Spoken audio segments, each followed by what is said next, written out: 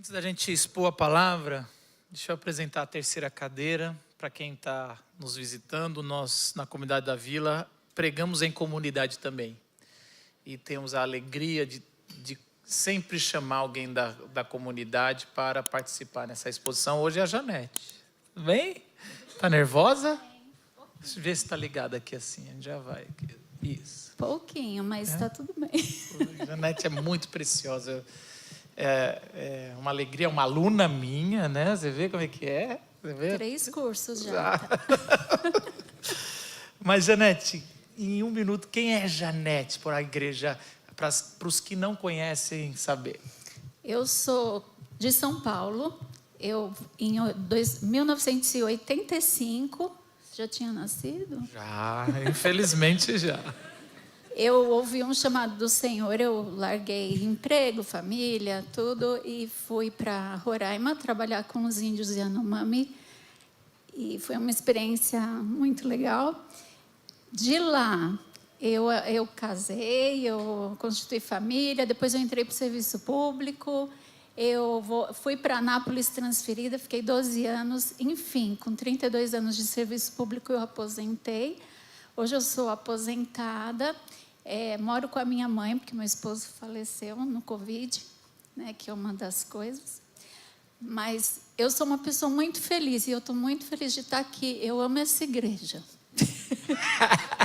Que gostoso. Amo. Janete, eu sei que você ama a igreja, a gente sabe, caminha, mas o que foi que fez você vir para a Vila? Assim? Alguém que fez missões, tantas histórias, uma história no Covid difícil, por que Vila?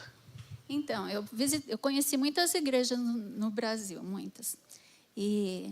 Só que quando eu perdi meu esposo, que eu vim para São Paulo morar com a minha mãe, eu passei 2 anos em muitos conflitos, muito machucada. E eu estava desigrejada, porque eu tinha deixado a minha igreja, né, em Boa Vista, eu estava lá quando ele faleceu, e eu precisava de uma igreja, eu precisava de um abraço, eu precisava ser acolhida. E eu recebi um convite de vir visitar a igreja, a comunidade. Aí, quando eu falei para minhas filhas, eu tenho 2 filhas, esqueci de falar, 3 netinhas. Quando eu falei, eu vou visitar uma igreja chamada Comunidade da Vila, vocês conhecem? Mãe, a senhora tem que ir, aquela igreja é muito legal. E eu tenho uma amigona lá. Quando a senhora for, a senhora procura a Flavinha. Ela é esposa de um dos pastores. E, mãe, a senhora vai amar. Eu vim aberta, é uma igreja jovem, né? Fiquei meio assim.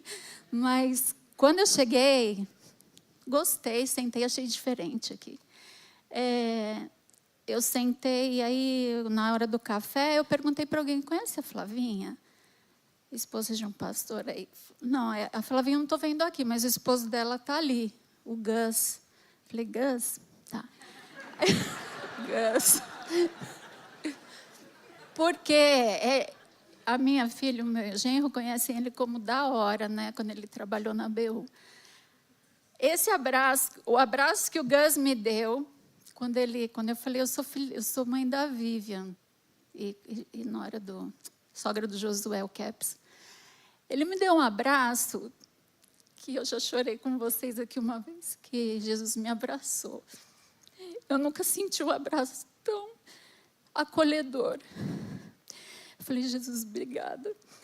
E sabe por que eu amo essa igreja? Eu sei que tem falhas, eu já me decepcionei, né?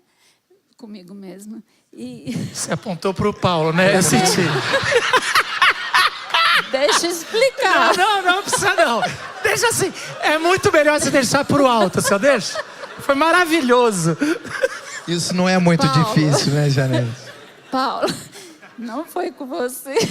É porque você sempre fala, você quer frequentar a igreja, ser membro, mas antes você tem que se decepcionar. Não vai vir achando que aqui é um paraíso, né? Mas, quando eu entro aqui, eu me sinto na casa do meu pai. Só queria falar isso. Vocês já viram, hoje a gente já começou assim, capotando.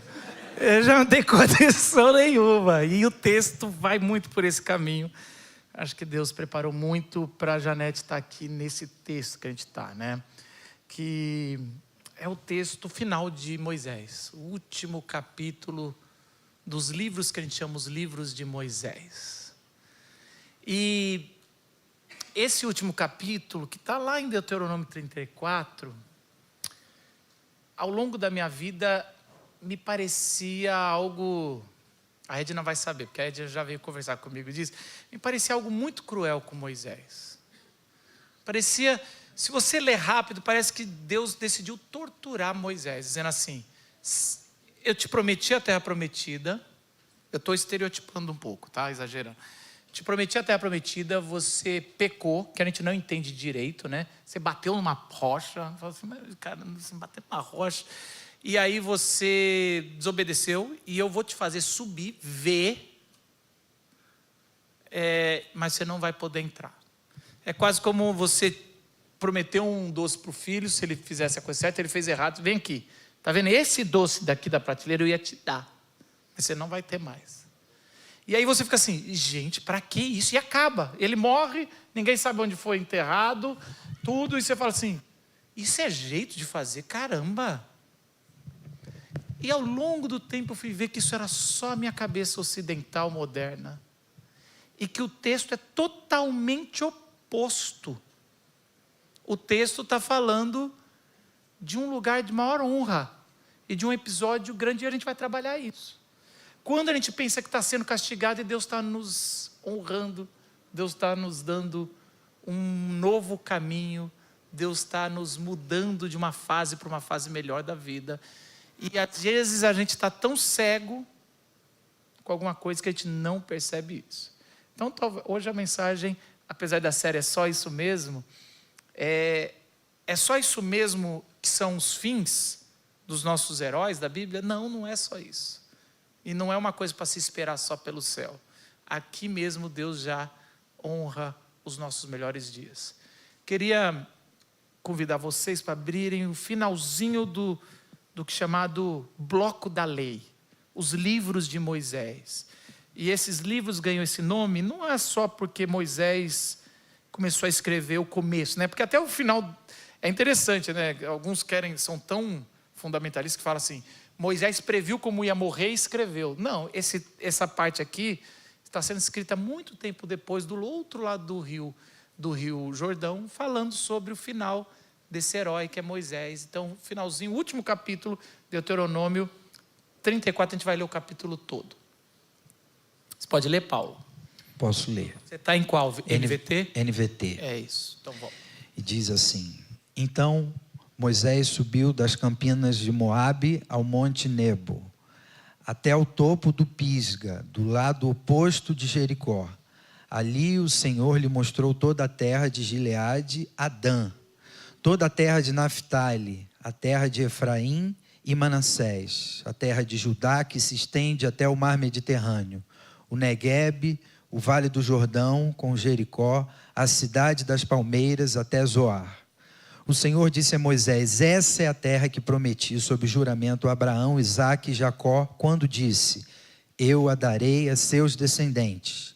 Sim, permiti que você a visse com seus próprios olhos, mas você não atravessará o rio para entrar nela. Assim, Moisés, servo do Senhor, morreu ali na terra de Moabe, conforme o Senhor tinha dito. Ele o sepultou num vale junto a Bet-peor, em Moabe, mas até hoje ninguém sabe o lugar exato. Moisés tinha 120 anos quando morreu e, no entanto, ainda enxergava bem e tinha todas as suas forças. Os israelitas prantearam a morte de Moisés por 30 dias nas campinas de Moabe, até se cumprir o período do ritual de luto. Josué, filho de Num, estava cheio do espírito de sabedoria, pois Moisés havia imposto as mãos sobre ele. Por isso, os israelitas lhe obedeceram e fizeram o que o Senhor havia ordenado a Moisés. Nunca houve em Israel outro profeta como Moisés, a quem o Senhor conhecia face a face. O Senhor o enviou para o Egito para realizar todos os sinais e maravilhas contra o faraó, contra todos os seus servos e contra toda a sua terra. Com grande poder, Moisés realizou atos temíveis diante dos olhos de todo Israel. Que Deus ilumine a sua palavra. Esse episódio, ele vem logo depois, se você já conhece Deuteronômio, já gastou um tempo, ele vem no capítulo 33, aonde Moisés assume um papel de patriarca. Olha que bacana. Se você já leu o finalzinho de Gênesis, Jacó, agora com o nome de Israel, ele chama todos os filhos e tem esse privilégio de, em vida, ver os filhos, mas ele não viu as tribos. E aí, quem inaugura esse negócio de ver e não experimentar é Israel, porque ele fala, eu consigo ver cada um dos meus filhos e agora com a minha bênção eu vou falar coisas que eu não vou experimentar. Você vai ser, aí ele fala de Judá, que vai ter um cedro de governança, e vai falando de cada tribo ali. E num capítulo antes, Moisés chama todos os representantes da tribo e dá uma bênção muito parecida ali, algo muito bacana, dizendo assim, começou, olha, Deus me deu a oportunidade de chegar no final igual um patriarca, que dá dando as bênçãos ali. E aí, o texto fala que Moisés é chamado no privado. Isso lembra os melhores momentos de Moisés. Os melhores momentos de Moisés era quando ele tinha um a sós, que a Bíblia fala face a face com Deus. E é quase como Deus falando, Moisés, vamos para o nosso último papo. Esses dias eu estava viajando com a minha esposa, que é a mina das milhas, uma viagem, estava indo para o exterior, e foi muito interessante. O piloto falou assim, eu não entendi nada, mas eu perguntei para alguém, não, brincadeira, deu para entender, e ele falava assim, estamos aqui chegando, era para pousar, e ele fala, eu quero agora homenagear, e ele fala o nome da aeromoça, que a comissária de bordo, que ela, e aí falando que ela prestou 35 anos de serviço para a Air France, e não sei o quê, e eu vi a outra menina nova chorando. E era o último voo dela. E eu vi, é quase como Deus falar, Moisés, vamos fazer o nosso último voo? Sobe aqui no monte de novo. E Moisés velho sobe aquele monte diferente de quando tinha as energias. E fala que Deus mostrou isso. Se você olhar o começo do capítulo, vai falando. E se você é um cara curioso como eu não aceito ouvir nome de lugar sem olhar um mapa geográfico. Eu já vou lá. E se você perceber, fala que Deus mostrou para Moisés, aí vai falando os pontos da terra prometida, não dá para ver de cima de nenhuma montanha, tem que ser de satélite para ver. Ou seja, você logo já percebe que ou é um exagero, também é um recurso literário que os judeus usam muito, mas é um jeito de falar que Moisés teve uma visão espiritual. Se você lembrar, na terceira tentação de Jesus, é a mesma coisa, só que é invertido. Satanás leva num alto monte, mostra todas as nações. Ali, quando fala da terceira tentação de Jesus, está pegando esse episódio negativamente. É quase assim, é como se Satanás estivesse falando, Jesus, você é quase igual a Moisés, eu vou te fazer a mesma experiência, só que eu vou te oferecer uma outra coisa. E Moisés, ele enxerga espiritualmente a terra prometida já com as tribos. É como assim, Moisés, você não vai entrar. E o texto fala, você não vai entrar. Que eu estava conversando com o Paulo, que pode ser algo muito bom para alguém que não tem 120 anos enfrentar uma guerra, né? Porque logo que eles atravessam, já tem guerra matando. Você fala assim, vou te poupar dessa. Eu não sei realmente. Eu acho que foi uma benção. Eu não sei se realmente Moisés está agradecendo. Eu não vou entrar. Obrigado, Senhor. Eu já estava com medo de ainda com 120 anos estar enfrentando essas coisas, com esse povo, enfrentar guerra, perder gente. A pior coisa do mundo é perder gente. E aí ele fala assim, não vou, você não vai entrar, mas você vai ver. É melhor, ele tem o melhor dos dois mundos. Ele fala, você vai ver o que vai acontecer, mas você não vai entrar. E aí a gente não percebe porque o estilo da Bíblia do Antigo Oriente Próximo é muito diferente do jeito, mas ele vai colocando coisas ali que você vai percebendo que Deus está honrando em cada detalhe. Primeiro que fala o seguinte, que ele foi sepultado, e fala, foi sepultado por ele. Ele quem na narrativa? O narrador está dizendo que Deus sepultou Moisés. Esse jeito poético de dizer assim, Deus decidiu fazer o seguinte, eu vou te honrar de tal forma que sou eu que vou. E essa palavra no hebraico, ele tem honrarias. é um sepultamento formal. Ou seja, eu vou cuidar de você daqui para frente. Assim como carruagens de fogo pega Elias, é como se Deus falando, eu estou te honrando, eu vou fazer aqui o que o povo não faz. O povo chora por 30 dias, igual chorou com a morte de Jacó, com algo nobre. De novo, é algo de um grande líder. Ele está sendo honrado e falando, cara. E aí fala uma coisa interessante, fala que e Moisés tinha uma boa visão. Parece que assim, por que está falando uma boa visão, né? Para conseguir ver algo que é espiritual, era ainda... Por que uma pessoa tão velha, e isso é interessante, ele fala que tem 120 anos, muito mais para falar que ele viveu 3 períodos de 40. Toda vez que alguém vai falar que um governante viveu um tempo bom, vai fazer isso para Davi, para Salomão, e ele reinou por 40 anos. O número 40 representa uma completude. Só que nesse caso ele está falando, ele viveu 120, ou seja, pensa num bom governante. Alguém que viveu 3 vezes o período completo de uma coisa. Então assim, o texto a gente não percebe, mas o texto está honrando um líder.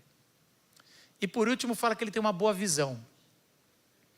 E sempre que a Bíblia, sempre não, mas a maioria das vezes que a Bíblia for falar alguma característica de alguém, ou se é careca, ou se é bonito, ou se é baixo, ou se é alto, ou se vê bem, ou se não vê, ele está indo mais além do que o físico, ele está trazendo algo espiritual. Por isso que Eli fala primeiro, quando está lá com Samuel, você lembra? Samuel, Eli já parava, já não enxergava mais, e logo depois ia falar sobre os filhos de Eli que não estavam se comportando, ou seja, Eli tinha perdido a visão espiritual da sua própria família, do que ele fazia. E quando fala que Moisés enxergava bem, ele está dizendo assim, primeiro que ele está legitimando o sucessor de Moisés, porque logo depois fala, e Josué, ele passou o bastão para Josué, dizendo assim, ele passou o bastão para alguém que ele estava enxergando bem espiritualmente, que ia conduzir. E mais que isso, ele está bem, gente. Ele morreu fiel, enxergando tudo. E isso é importante a gente ver, porque para mim foi muito esclarecedor. Porque eu li essa história final e falava, é só isso mesmo? Porque a gente tem um versículo, às vezes até mal usado, que no final é servo bom e fiel, fez mais que obrigação. A gente, caramba, é assim na nossa luta. Eu sei que tudo é graça, tudo é de Deus, tudo foi Ele que fez. Mas também, se no final da vida chega assim, servo bom e fiel, fez mais que obrigação, fala assim, ai gente, é assim, que coisa, é assim que Deus nos trata? Não, não é assim. Não é só isso, não. Deus nos lembra dos nossos melhores dias. Presta atenção que isso foi libertador para mim. Porque nós ocidentais, sempre que vamos acertar as contas, a gente lembra das coisas ruins. A gente sempre assim, vamos fazer um resumo. Então a gente tem esse medo, que a gente vai para o céu, vai ter um telão, e é só os nossos pecados. É a vergonha que vai ser. Mas a gente tem que, se quer ir para o céu, tem que passar por esse período de vergonha. Vai ser humilhado, envergonhado. Mas esse episódio, e não só esse, eu vou mostrar até como isso é recorrente na Bíblia, é como se fosse assim, você sabe que você já errou. Se a gente está aqui e não na terra prometida, Moisés, isso você sabe, está muito claro, essa consciência. Mas eu quero trazer à memória todos os momentos bons. E todos os pontos desse último capítulo voltam para episódios importantes na história de Moisés. Ele fez isso. Cada coisinha sobre visão, sobre ele recordando sobre os grandes feitos, sobre mão poderosa, e dessa vez fala que a mão poderosa é de Moisés, sendo que em toda a narrativa de Êxodo a mão poderosa era de Deus. Então como se aqui fosse um índice ao contrário, para falar, eu vou fazer os melhores, o clipe é como se chegasse no céu, ou aqui na fronteira ali, né, com São Pedro, que nem tinha nascido, não. Pelo jeito. São Pedro nem tinha nascido aqui. E aí ele chegasse lá, agora vai ter um telão para passar todos os seus momentos. Ele fala assim, ai gente, eu vou passar vergonha que agora vai trazer os pecados. E aí só tem os melhores momentos. Deus honra, Deus sabe todas as coisas, mas Ele decide na parte final lembrar dos nossos melhores momentos. Isso acontece de certa forma, sempre que alguém falece, a gente só consegue, com o tempo, os melhores momentos vão ser lembrados. E para que lembrar dos piores? Se a gente pode ter essa alegria. Assim foi com... Esse episódio, ele vai crescendo com Abraão. Ele olha os melhores momentos ali. E ele olha a terra prometida, ele não vai tocar, mas ele sabe que ali vai vir a felicidade, a descendência, a promessa. E aí eu queria abrir para vocês, porque a gente tem isso. A gente se cobra muito. E Deus é eterno e onisciente, mas a única vez que a Bíblia fala que Deus esquece é sobre os nossos pecados. A palavra de Deus fala que Ele vai jogar no mar do esquecimento. E mar aqui é caos, é o abismo, é o lugar onde nunca mais vai ser achado. Ele vai jogar os nossos pecados, Ele vai esquecer. É quase como o processo, vamos deixar para trás, a gente sabe tudo o que aconteceu. É quase como para Deus falar, ficar lembrando dos seus pecados, eu tenho que ficar lembrando da cruz do meu filho. Vamos então, a gente já sabe, já resolvi. Vamos lembrar dos tempos bons. O Deuteronômio 34 é um convite para a gente lembrar dos tempos bons. Só que hoje, a gente só consegue, muitas vezes, você está fixado nas coisas ruins. E eu entendo isso, porque é isso que te trouxe para a igreja. É isso que te trouxe para perto de Deus. Quando você percebeu que você não é suficiente. E o convite de Deus e o convite da nossa série é para você dar um passo além. Não se prende nos seus pecados. Se Deus te perdoou, por que você vai ficar te cobrando? Janete, você já viveu algo que na hora parecia um castigo, algo... Cara, está aqui, ó, Deus está me castigando pelos meus pecados, pelo que eu sou, pelas minhas fraquezas. Mas depois você percebeu que foi um presente de Deus. É quase como, eu não estou entrando na terra prometida, mas que bom, eu estou vendo tudo sem precisar passar pelas guerras. Já aconteceu? Sim. Logo que eu cheguei em Boa Vista, que eu aterrisei na tribo Yanomami, no Alto Mucajaí, eu orava pelo povo Yanomami desde os 8 anos de idade no acampamento Boas Novas da PEC. Eu orava pela tia Edith Moreira, ela trabalhava na aldeia. E então, quando eu fiz 20 anos, eu resolvi atender o chamado de Deus e quis ir. Fui paulistana, que não sabia nem o que era bicho, nem perereca, nem cobra, nem... Foi uma experiência tremenda. E eu me esforcei ao máximo para viver ali na aldeia com as índias, e fazer as trilhas, pescar no rio Mucajaí, caçar com os missionários, aprendi a atirar nos animais, muita coisa, né? Fui aprendendo o idioma muito pouco, mas com 6 meses na aldeia, eu peguei uma infecção no sangue, até hoje a gente não sabe se foi da carne de caça que a gente comia, ou de alguma planta que eu tive contato no rio, a gente não sabe. Mas eu me sentia como Jó. Eu tive chagas no corpo inteiro, muito doloridas, muito dolorosas. Eu tomava dipirona na veia, a enfermeira aplicava na aldeia. Foi muito ruim. Isso já me veio uma frustração muito grande, que eu comecei a me sentir a frágil paulista que não tem condições de estar no meio da mata. Mas eu fiz o que eu pude de estar lá. Eu estava tão feliz. Eu ajudava na clínica e também dava aula de evangelização na língua Ninam para as crianças. Estava muito feliz ali. Mas então acharam por bem, a missão achou por bem me tirar da aldeia e procurar um médico aqui em São Paulo. Porque na época também Boa Vista era muito pobre de medicina. Aí então eu vim, fizemos um tratamento, eu voltei pronta para voltar para a aldeia. Mas o médico fez um laudo que ele achava por bem eu não voltar para a aldeia. que realmente meu corpo tinha alguma alergia, alguma coisa, e ia ser sempre assim.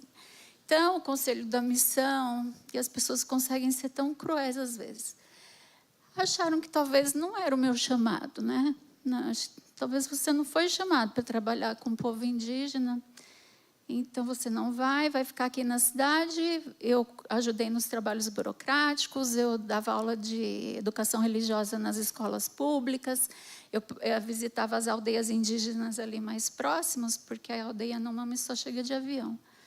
Então, ali a gente ia de carro, caminhão, e chegávamos e fiz trabalhos nos hospitais de visita, conheci meu esposo, resolvemos nos casar, tenho uma família linda. Me trouxe muito sofrimento, muita frustração. Eu fui julgada, eu acho que eu fui julgada por mim mesma, eu me cobrei demais e eu não dei conta. E está tudo bem não dar conta. Tudo bem. Então, esse tempo em Boa Vista, depois que eu saí da aldeia, foi um presente. Eu não podia ver, não via presente nenhum, mas hoje eu contemplo o presente. E outra coisa, Deus não dependia de mim para estar lá na aldeia, para falar de Jesus para os Yanomami. Muitas pessoas foram depois, hoje está proibido entrar, não pode mais entrar. Mas quantas pessoas passaram, a gente não é insubstituível, e Deus foi muito claro comigo. Não é para você ficar lá, está tudo bem. E me deu outro presente, é isso. E olha, eu concordo com você, Edna, eu também morria de pena de Moisés, porque ele não pode ir para a Terra Prometida. Essa expressão, né? É só isso mesmo? Essa pergunta, eu acho que ela é um refrão da vida, do coração de quem foi criado para não ter fim, mas vive num tempo que é finito, que é curto, que não dá conta de abraçar os desejos, os anseios do nosso coração. Eu percebo isso na minha relação com os meus filhos. Meus filhos, um deles especificamente me diz com frequência assim: pai, você já reparou que sempre que está chegando a melhor parte, você chega e diz, agora já está bom? Chega. Eu falei, filho, é mesmo? É assim que você me vê? Ele falou, papai, você é essa pessoa. E isso começa logo de manhã. Amanhã de manhã isso vai acontecer, quando eu falo, está na hora de acordar, vamos para a escola. E eles dizem, como quem diz, é só isso mesmo, pai? Eu não dormi o suficiente. Eu queria dormir mais. Eu falo, não, filho, mas está na hora, não está mais na hora de dormir, agora já está bom. E, filho, agora está na hora de parar, de brincar, chega da brincadeira, agora a gente vai fazer a lição de casa. Pai, mas eu não brinquei o suficiente, eu queria brincar mais. E é assim o dia inteiro. Chega no final do dia, eu falo, está na hora agora de dormir. Ele fala, pai, eu queria ficar mais acordado. Por que só os adultos podem ficar mais acordados? Então, a gente está o tempo todo, mesmo sem perceber, fazendo essa pergunta, é só isso mesmo? Eu queria mais. E muitas vezes, assim, meus filhos vêm nessa relação comigo, poxa, meu pai está me castigando, mas não, é cuidado. É cuidado. E a consciência que a gente precisa ter, né? O C.S. Lewis diz isso, eu tenho anseios no meu coração que nada nesse mundo supre. Esse tempo aqui não consegue abraçar a grandeza das minhas vontades e dos meus anseios. E eu digo para os meus filhos, filho, isso não sou eu, não é culpa minha não, é culpa do tempo. O tempo é curto, esse tempo aqui, ele não é suficiente. E aí eu tenho sempre a chance de dizer para eles uma coisa que eu falo assim, mas amanhã tem mais. Amanhã vai dar mais tempo da gente fazer um pouco mais. E de uma certa maneira, eu acho que quando Deus diz para Moisés, Moisés, até aqui, por aqui você fica. Até aqui já está bom. Quando ele mostra para Moisés a terra, ele está dizendo, mas amanhã tem mais. Fica em paz, descansa. E de uma certa maneira é isso, assim, eu acho que às vezes a gente pensa que Deus está tolhindo a gente Mas não, Ele está nos guardando, Ele está nos abençoando e dizendo para a gente, calma, não esquece, amanhã tem mais.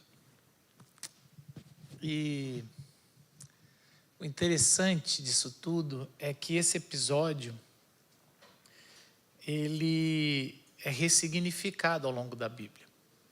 E esse episódio, ele vira o episódio da gente enxergar muitas vezes o paraíso, que já estamos vivendo nele, mas a gente tem a dimensão, o quão gracioso é viver com Deus, a gente tem essa percepção que a gente fala que está dentro da gente, mesmo antes da gente se converter, a gente sabe que a gente pertence à eternidade com Deus, a gente sabe desse lugar que é prometido para a gente, mas que a gente ainda não entrou. Essa percepção de cima do monte é a percepção que Abraão experimentou. De, caramba, eu de ti farei uma grande nação, abençoarei outras nações, da sua descendência. Mas Abraão nunca teve as terras na terra prometida. Ele nem sequer começou, ele pisou, só que aquilo ali era de outras pessoas, era de outros reis. E depois você vai ver, eu gosto muito de Ezequiel, a gente fala muito do Vale dos Ossos Secos, mas ele está em cima do monte, olhando um vale, que é um cemitério exposto, ou seja, é um cemitério amaldiçoado, a gente vai falar sobre isso. E aí, mesmo assim, Deus dá a visão. Olha, você está vendo isso? Eu falo que você vai ver pessoas vivas, de carne e osso, ressurretas. Profetiza que o Espírito vai soprar. Ou seja, ele também está vendo de cima de um monte, mas Deus abre a cortina para ele ver algo especial. Essa figura de abrir a cortina, o que Deus fez aqui para Moisés, é algo muito, muito simbólico, porque todo homem, toda vez que algum hebreu ia fazer um sacrifício, ele levava o seu animal, o sacerdote pegava o animal e ia sacrificar o animal, e ele olhava lá atrás, porque todo mundo é curioso, deixa eu ver onde está o lugar santo dos santos. E sabe o que eles viam? Uma cortina. A Bíblia chama de véu, mas não é um véu, é um negócio de couro, uma cortina densa. E essa vontade, quando é que vai abrir essa cortina? Não pode, a gente tem pecado. Mas quando é que eu vou poder olhar lá dentro? Esse símbolo de Moisés, ele é a representação de Moisés. Você não queria ver o face a face? Isso é muito legal, porque a Bíblia uma hora fala que eles conversavam face a face, outra hora ele não pode ver a face. Eu vou abrir a cortina para você experimentar o que você vai enfrentar, o que você vai ver. E nem precisava, porque você em poucos segundos vai ver. Mas eu quero que você represente o primeiro a ter essa... eu quero te honrar tanto que você vai ser o primeiro entre muitos que vão ver, mas não vão experimentar. E, Janete, minha última pergunta aqui tem alguma coisa na sua vida que você acha que só vai ver acontecer, mas talvez não vai experimentar? Com certeza, eu não vou experimentar a conversão do povo Yanomami. É um povo ainda muito fechado para o evangelho, poucos convertidos. Não é como as outras aldeias ali próximas, que já tem igreja, tem pastor indígena.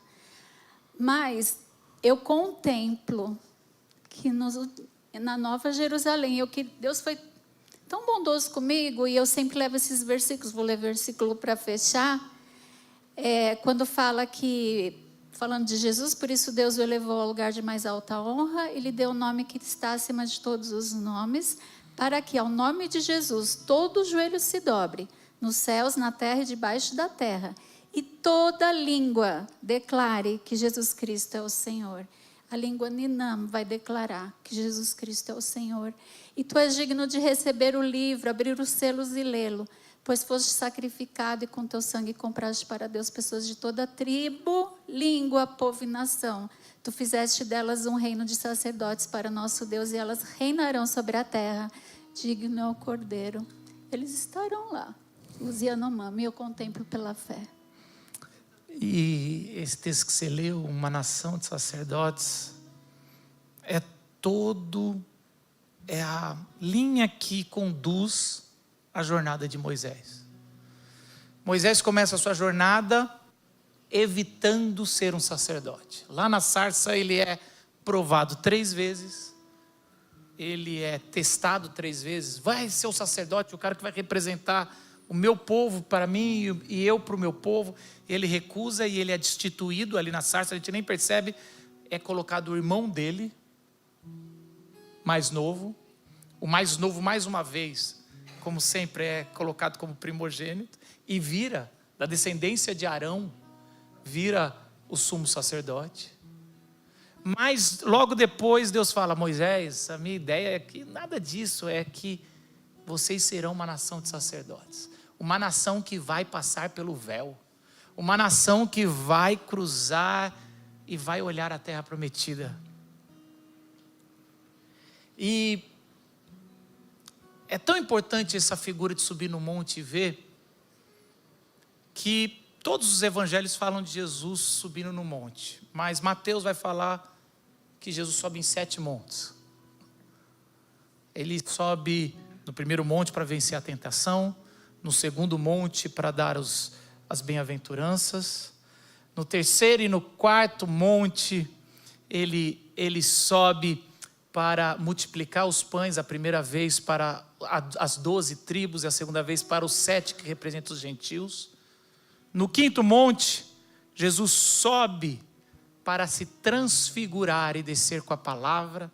No sexto monte, no Monte das Oliveiras, ele sobe para julgar Jerusalém. E no sétimo monte, em Mateus, ele coloca Jesus para dar a grande comissão, que iria chegar nos Yanomamis e iria chegar em mim e em você. Mas o monte que Mateus não quis enfatizar, colocar como esse monte sagrado, é o monte que vai fazer toda a diferença, que está ali no meio entre os 6 e os 7, é o Gólgota, o Monte Caveira. Monte Caveira, eram mortos tantas pessoas malditas, e elas nem eram enterradas, eram expostas, que ganhou o nome de Monte Caveira. O Gólgota, aonde nenhum cidadão romano ou ninguém poderia ser morto daquele jeito, como cruz dentro de uma cidade. Por isso que quando Jesus é condenado, ele tem que pegar o que vai matá-lo e torturá-lo e caminhar para fora da cidade. E lá fora da cidade, no Monte Gólgota, o Evangelho de Marcos diz o seguinte: mas Jesus, com um alto brado, expirou. Nós começamos a nossa jornada como criação com o sopro de Deus interno. E nós começamos uma nova jornada espiritual com esse sopro de Deus, de Jesus para a morte. E Marcos fala o seguinte: e o véu do templo se rasgou em 2 de alto a baixo.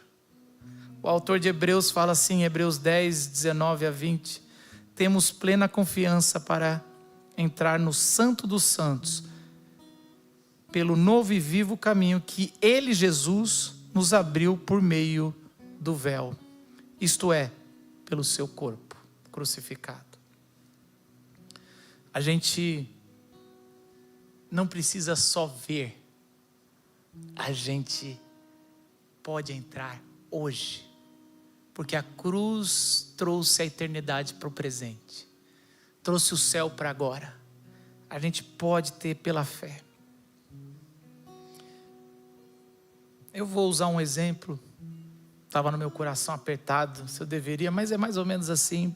É como aquele homem ou aquela mulher que recebe uma notícia de uma doença e que vai morrer em 4 meses. E essa pessoa entra em desespero e fala, mas eu quero tanto para viver. Como diz minha esposa, a morte é algo que dá dó. Parece que é um desperdício a morte. Eu tinha tanto para viver, e aquela pessoa, ela decide reconstruir, pedir perdão para quem tinha que pedir, chamar momentos com os filhos que não teve, e aquela pessoa, ela não vive 4 meses, ela vive 4 anos. É como se fosse... E já no final, quando piorou e voltou para o hospital, os filhos estão ao redor da cama, e ela não viu os filhos casarem, ela não viu os filhos, mas ela tem a plena certeza, é quase como um presente de Deus. Está tudo caminhado, está tudo certo. Eu posso descansar em paz. E os filhos, não, eu queria mais. Deus deu mais. Deus me abriu a cortina. Agora, se fosse 4 meses, se fosse 4 anos atrás, seria horrível. Mas agora eu vejo. E ela pode falar igual o apóstolo Paulo, morreu tão cedo, que homem maravilhoso. Combati um bom combate. Isso só pode falar quem a cortina se abriu. E mesmo sem experimentar, a gente pode ver. Talvez você não está experimentando os seus sonhos. E talvez você nunca vai experimentar os seus sonhos. Mas você pode ter a plena certeza que se é sonhos de Deus, isso vai ter. Essa paz de descansar em paz. Porque Deus está honrando e Deus lembra dos seus melhores dias. E quando você estiver diante do Pai, você vai saber do que você fez de errado, mas você vai poder rir e falar, esse dia foi bom. Esse dia a gente riu do Paulo demais. Foi bom. Mas ali eu sabia que a gente ia ter um ministério juntos. Ali eu sabia que eu ia encontrar uma igreja e ia ser feliz. Ali eu sabia que o meu casamento valeu a pena, não é pelas brigas. É por aquele dia. Talvez ali eu sabia que eu eduquei bem meu filho. Não foi do jeito que eu queria, não foi do jeito que eu queria. Mas ali quando ele fez isso, eu falei, combati um bom, pode me levar. A terra prometida já foi me dada, mesmo eu nunca tendo pisado. Baixe sua cabeça e descanse, que os seus melhores dias Deus guardou no teu coração, e é o que Ele vai fazer ser exposto, os nossos melhores dias. Senhor Jesus, obrigado, Pai. Não nos deixe ficar aprisionados nos nossos piores dias, decepcionados, amargurados, deprimidos, Senhor. Não negamos os dias ruins, mas sabemos que o Senhor tem lembrado dos bons dias e quer que a gente ganhe forças e viva esses dias. Abre a cortina, o véu, nos faz ter certeza de tudo que o Senhor nos chamou. Amém.